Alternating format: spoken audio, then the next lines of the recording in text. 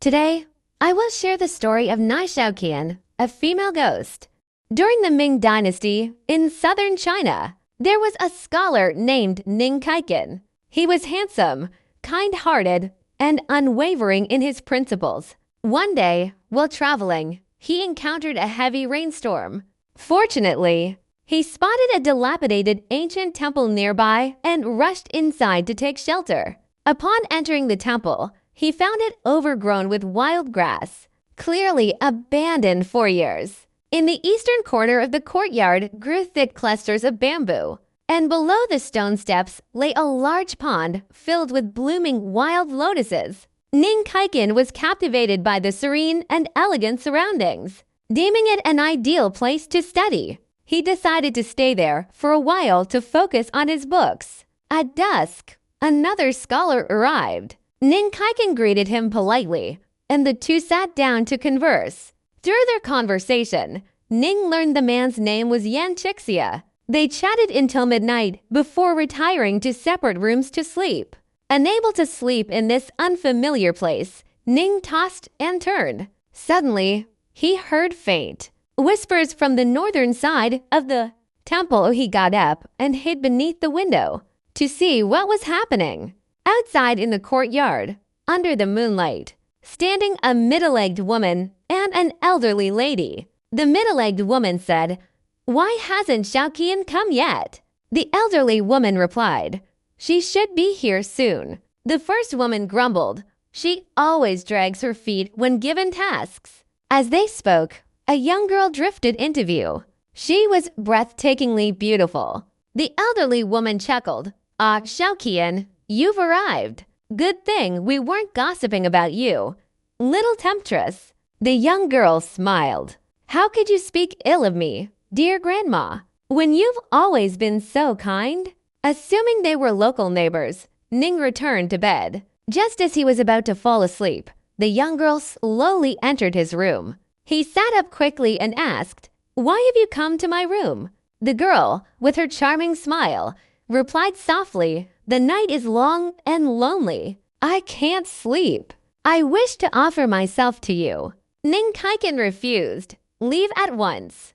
Don't ruin our reputations." The girl persisted. "No one will know." With that, she was about to take off her clothes. "Nonsense!" xiaoqian thundered. "Go, or I'll call xiaoqian from the southern room." Hearing this, the girl was seized with fear. Before departing, she placed a gold ingot on the table and then turned to leave. Ning snatched it and hurled it out of the window, declaring, "Take back your ill-gotten wealth." The girl murmured bitterly, "This man has a heart of stone." The next morning, another scholar accompanied by a young servant arrived at the temple, seeking lodging. That night, the scholar died suddenly, a tiny hole puncturing the sole of his foot, from which blood oozed out slowly. The following night, the servant met the same fate. When xiaoqian returned, Ning told him of the strange deaths. Yan said gravely, "This must be the work of ghosts." Ning scoffed, "Ghosts? Don't jest." At midnight, the girl returned once more. She addressed Nie xiaoqian. "I have encountered many travelers seeking shelter in this temple, but never have I met a man like you. I admire your integrity. My name is Nie xiaoqian. I died at 18 and was buried near this temple.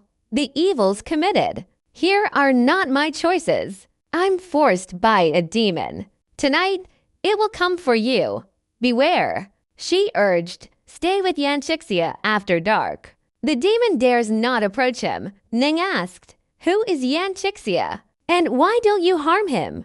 Nie xiaoqian replied, "He is an extraordinary man. I cannot go near him." Further asked, "How do you entered your victims?" Nie xiaoqian explained, "Those who grow fond of me, I secretly pierce their feet with a hidden awl. Once they fall unconscious, the demon comes to suck their blood. Alternatively, I lure others with gold. But it is not true gold. It is a magical artifact. Whoever keeps it will have their heart and liver extracted. Both methods prey on human weakness, lust, and greed. Xiaoqian further pleaded, "Pray, stay with Yan Qixia tonight." With that, she bid farewell, tears streaming down her face. "I have a favor to ask. My bones lie beneath a white poplar outside the temple. I beseech you to relocate my bones to a sunny mound. Then I shall be freed from the demon's control and escape my torment. I'll repay your kindness forever." Ning agreed, and she vanished. The next day, Ning prepared wine and dishes, invited Yan Qixia over, and after drinking, asked him to share a room. At first, Yan Qixia declined, but Ning insisted, moving all of Yan's belongings into the room. With no other choice, Yan said, "When sleeping, do not open my chest. It endangers us both."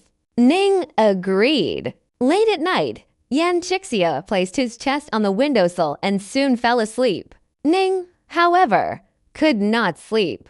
After a while, a shadow appeared outside the window, peering in. Frightened, Ning was about to wake Yan Qixia when something burst from the chest, emitting a brilliant light. It flew out, shattered the window, and returned to the chest. Now alerted, Yan Qixia moved the chest aside, inspected it, and took out an object to sniff under the moonlight. He then returned it to the chest and murmured, "What demon dares such boldness?"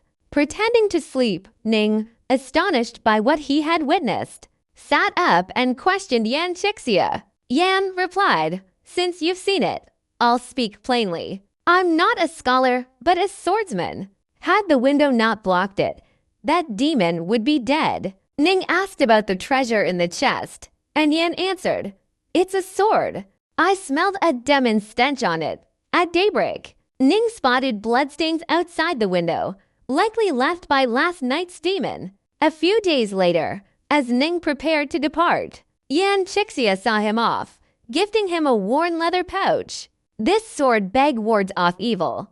Treasure it. Before leaving, Ning recalled Xiaoqian's request. He exited the temple, located the white poplar tree amidst desolate graves, and retrieved her skeleton. He carried it to a sunny hill and reburied her there. As Ning was about to head home, a voice cried, "Wait, sir. It was Xiaoqian. You've saved me. Let me serve you as a maid to repay your kindness." Thus, Ning brought her home. Initially, his mother, learning of Xiaoqian's background, was terrified, but seeing her pitiable state, she allowed her to stay. Over time, Xiaoqian busied herself with household chores and attended to Ning's mother with diligence, gradually integrating into the family. When she first arrived, she neither ate nor drank and was extremely fearful of the sword bag Yan Qixia had given Ning, never daring to approach it.